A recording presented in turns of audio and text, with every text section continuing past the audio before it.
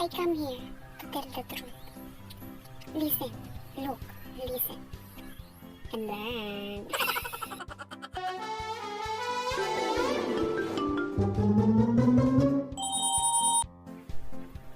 To my fellow Filipinos, people, person, people,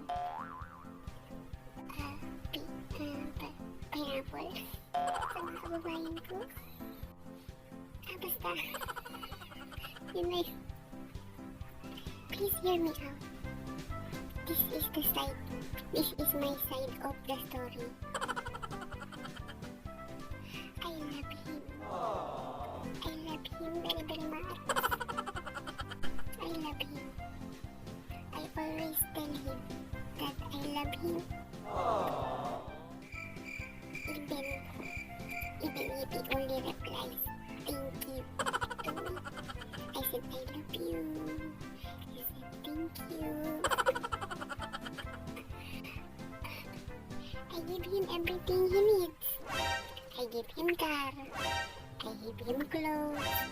I give him Jordan. Even though my car is damaged, I'm pushing my own car to get to work. Just to show my love to him. Because he said to me that he will divorce his wife. He will divorce his first wife. He will divorce his second wife. Dalawa sila. Pangatlo ako. But it's okay. It's okay because I love him. How stupid of me to love him more than the world.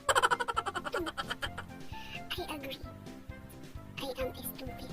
I come here to tell the side of my story. Basta yun. I come here to tell my story.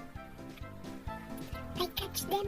I am the third girl in his life. But only to find out there is number 4. I catch them. I come to the condo and see there is catching happen. I catching them doing taguan pong. They are hiding from me and the 2 other wives. I come here to tell the truth to you all girls out there, somewhere there, over the rainbow maybe, somewhere there, basta kung saan ka man. I come here to tell the truth because they say that the truth. Say what? But the truth will set me free. The truth will set me free.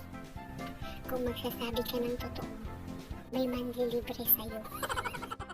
Sa susunod na may mag-attempt na manloko sa inyo, ito sabihin niyo. You do not is the liar is my pay. Is the kasi, is the real mondragon. Is not a dragon but a dog. Don't touch it. It's not a bird. And ito naman dating ko siguro ng video ni Manang Biday. Ananusan niya man ito pagkakatawaan kay Tatanaya.